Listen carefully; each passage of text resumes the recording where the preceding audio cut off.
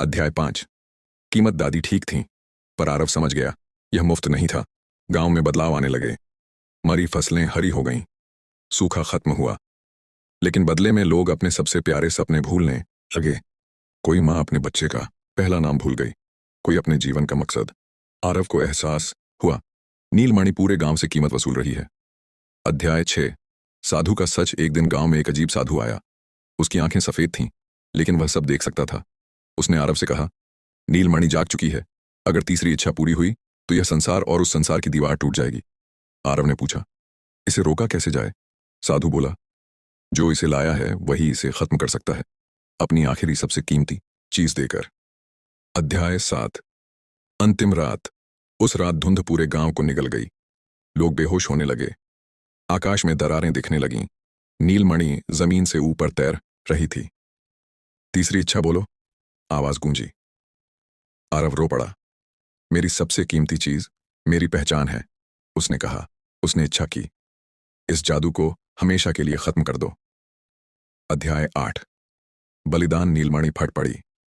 रोशनी का सैलाब फैल गया। सुबह हुई। गांव सुरक्षित था। दादी जिंदा थीं, सब सामान्य था, लेकिन आरव, उसे कोई नहीं पहचानता था। उसका नाम, उसकी यादें, सब मिट चुकी थीं।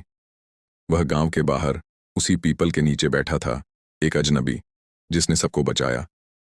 अंतिम पंक्तियां कुछ जादू इच्छाएं पूरी नहीं करते, वे हमें परखते हैं, और कभी कभी दुनिया को बचाने के लिए खुद को खोना पड़ता है। विस्तृत कथा, पूर्ण और निरंतर। आरव उसी पीपल के नीचे बैठा रहा। सूरज ऊपर चढ़ आया, पर उसके भीतर अंधेरा था। लोग उसके पास से गुजरते, उसे देखते, फिर अनजान समझकर आगे बढ़ जाते। दादी भी आईं, पर उनकी आंखों में पहचान नहीं थी। आरव ने कुछ कहा नहीं। वह जानता था यही कीमत थी। दिन बीते। आरव ने गांव छोड़ दिया। पहाड़ों, नदियों और शहरों से गुजरते हुए वह लोगों की मदद करता रहा। उसे याद नहीं था कि वह कौन है, पर यह याद जरूर था कि दुनिया को बचाना जरूरी है।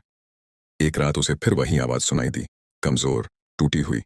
नीलमणि का अंश अब भी जीवित था। वह समझ गया, जादू पूरी तरह नहीं मरा, बस सोया है।